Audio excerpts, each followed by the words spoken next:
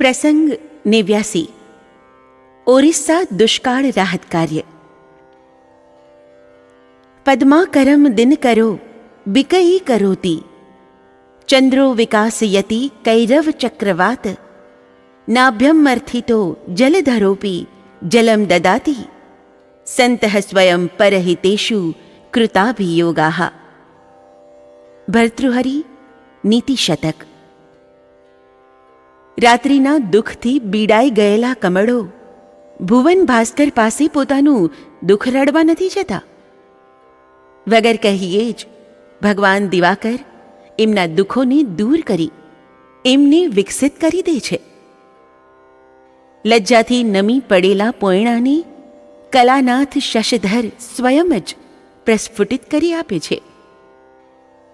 જળ ભર્યા વાદળો વગર યાચનાએ પોતાને નીચોવી નાખીને પ્રાણીઓના દુઃખ દૂર કરી દે છે. એ જ રીતે મહાન સંત પણ જાતે જ અન્યના ઉપકાર નિમિત્તે પરહિત કાજે હંમેશા કંઈ ને કંઈ કાર્ય કર્યા કરે છે.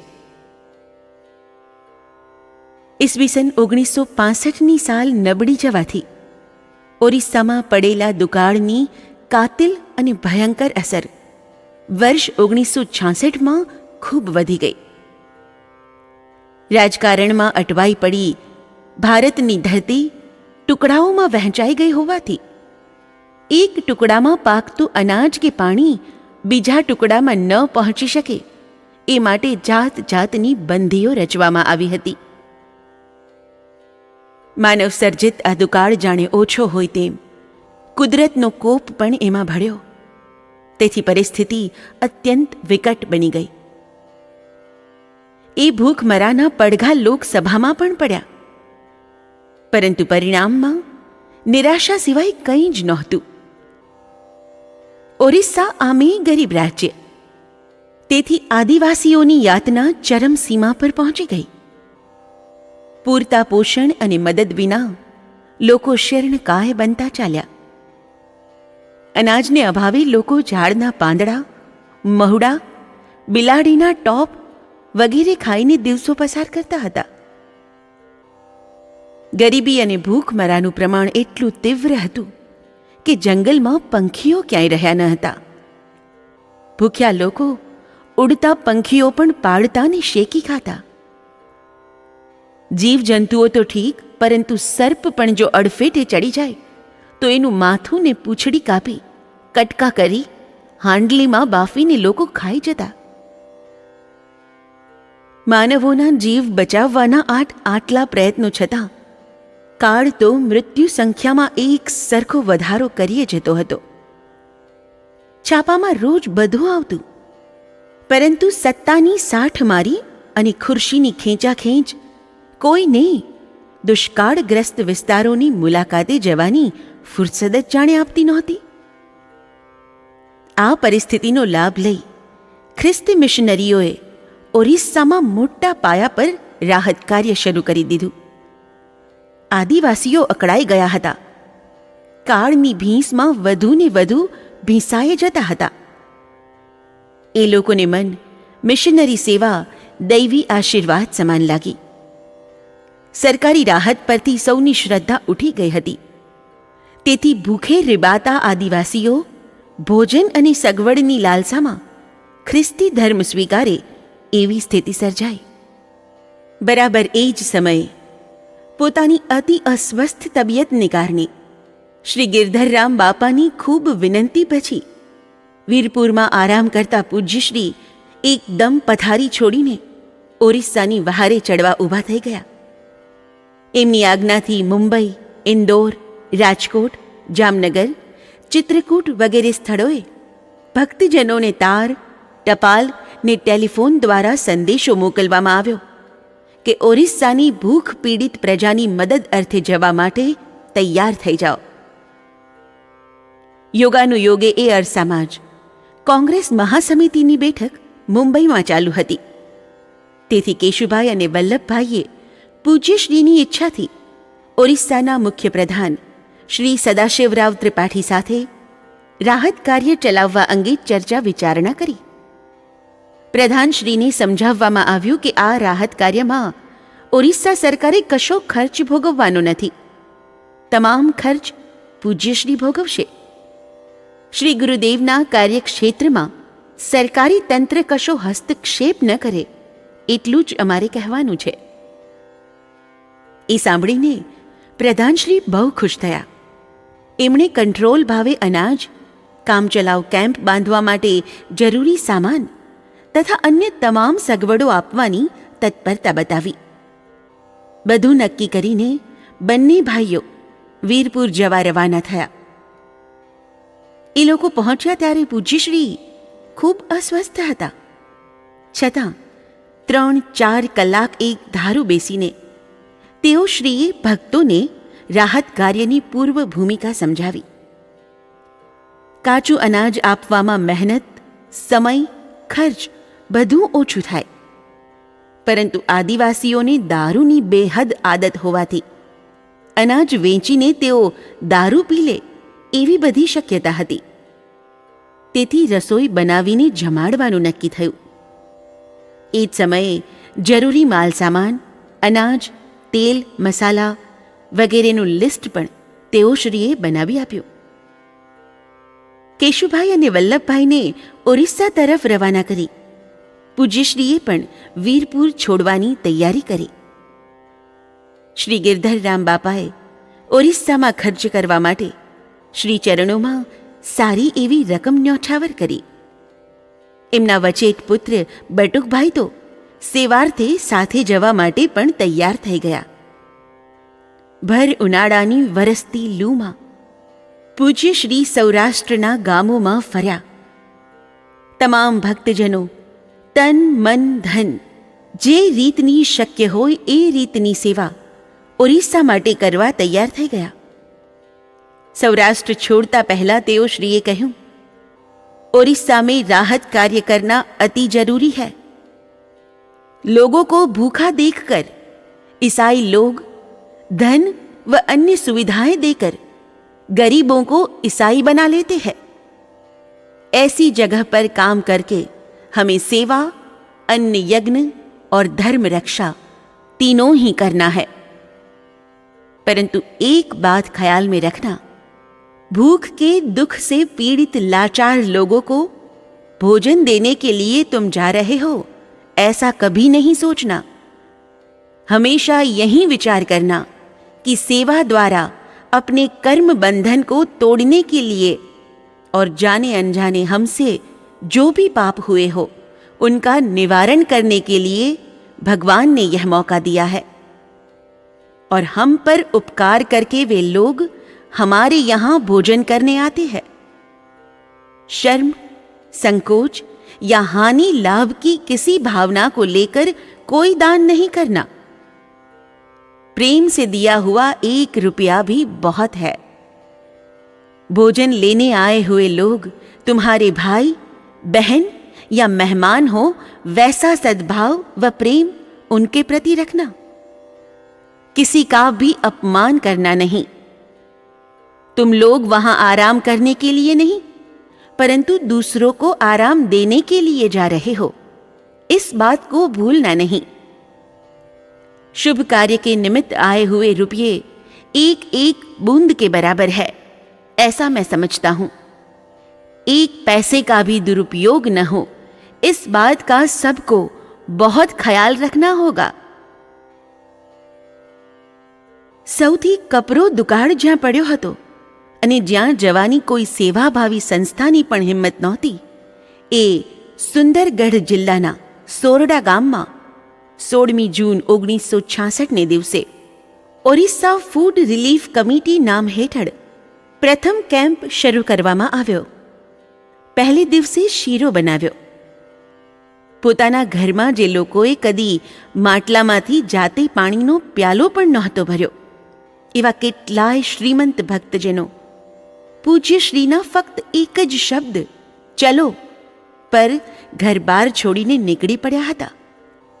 અને રસોઈ માટે કૂવામાંથી પાણી સિંચવાનું, અનાજની ગુણીઓ ઉચકવાનું, તંબુ બાંધવાનું, શાક સમારવાનું, પીરસવાનું, પાવડા કોદાળીથી જમીન સમથળ બનાવવાનું વગેરે કામ રાત કે દિવસ જોયા વિના કરી રહ્યા હતા. ટૂંક સમયમાં જ અન્ય દિશાઓમાં આવેલા ચાંદીપોસ્ટ, જામડી અને કેબ્લાંગ ખાતે પણ કેમ્પ શરૂ થયા.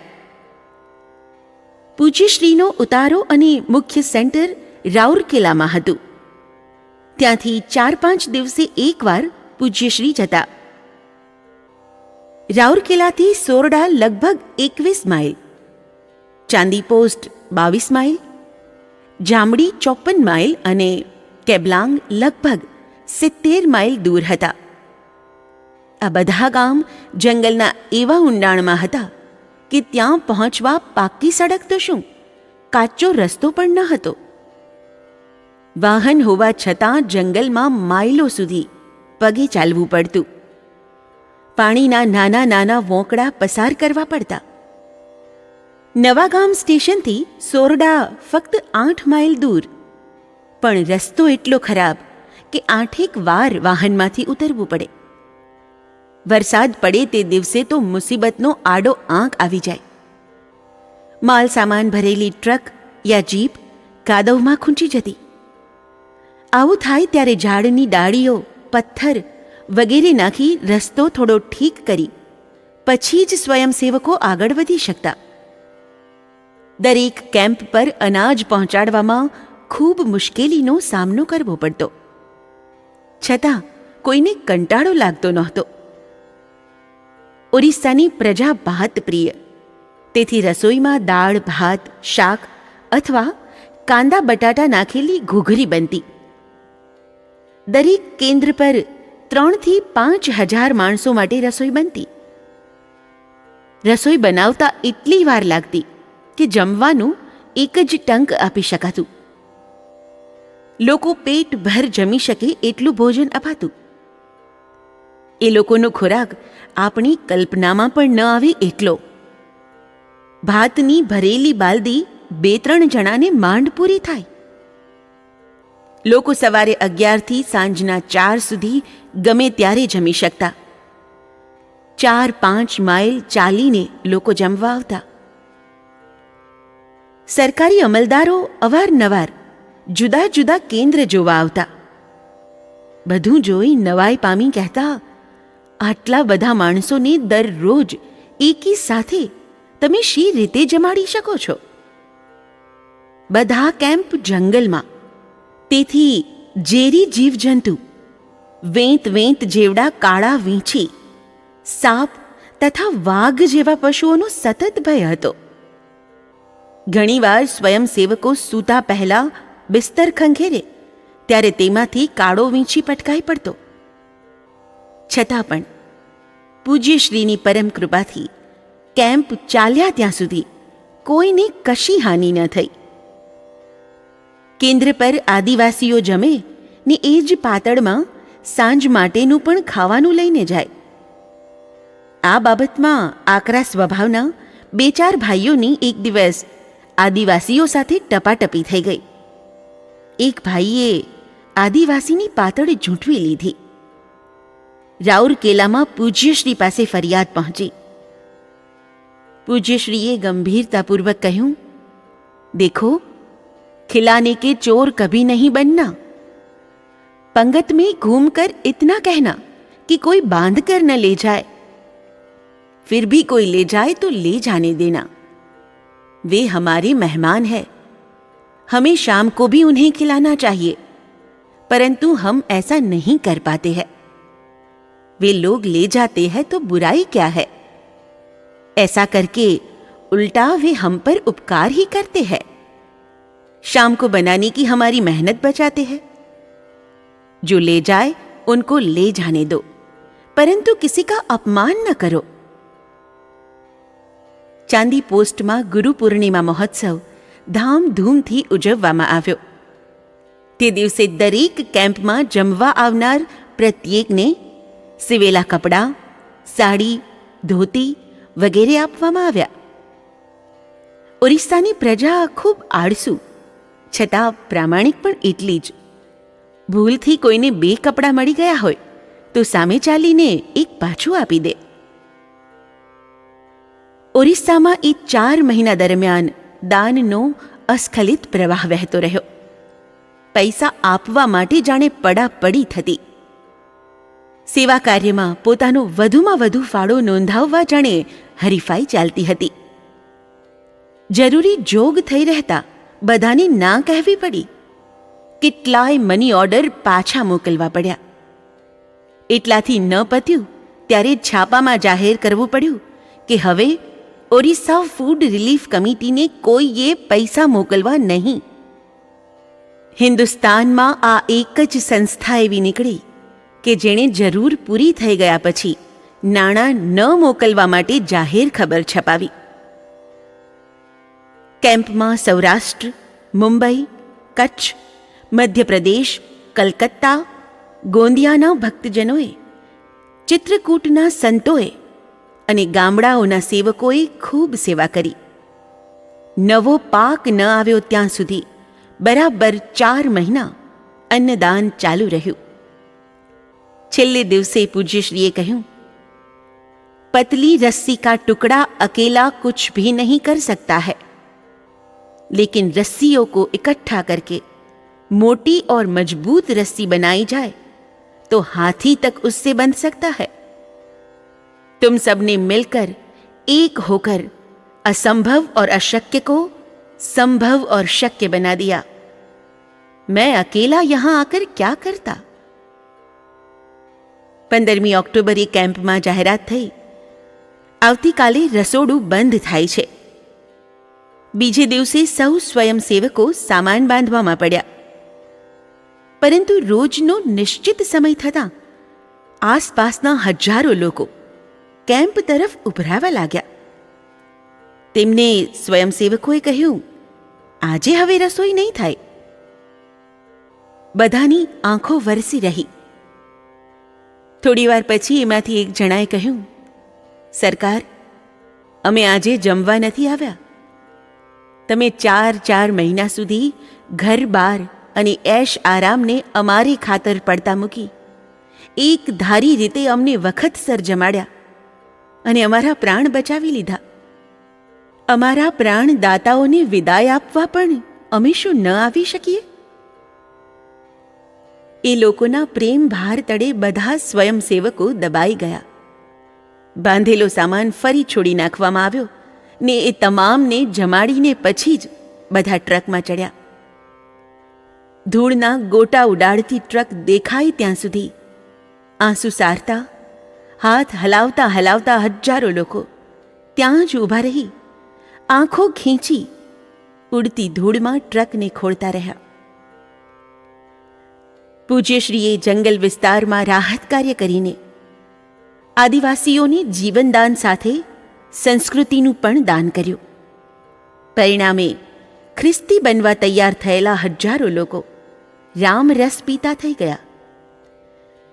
માનવતાની અખૂટ સરવાણી શું ન કરી શકે? આકાશમાં ચારે તરફ ફેલાઈને વ્યર્થ ગર્જનાઓ કરતા વાદળો વચ્ચે છુપાઈને કોઈને કલ્પના સરખી પણ આવી એ પહેલાં ઝબકી જતી તેજોમય વીજળીના પ્રકાશ જેવા પૂજ્યશ્રીના કામ. કોરા ઉપદેશ માત્રથી લોક સમુદાય ધર્મ પ્રત્યે નથી વળતો. લોકોને શુભ કાર્ય દ્વારા, આચરણ દ્વારા સહેલાઈથી ધર્માભિમુખ કરી શકાય છે. અને એ રીતે ધર્મિષ્ઠ બનેલા લોકોના જીવનમાં ધર્મ પણ એકાકાર બની જાય છે. 3 सजावट देश को, सती संत और सूर. 3 लजावत देश को, कपटी कायर क्रूर. सर्वे त्रह सुखिनः सन्तु, सर्वे सन्तु निरामयाः, सर्वे भद्राणि पश्यन्तु, मा कश्चिद् दुःखमाप्नुयात्. जय गुरुदेव, जय सियाराम.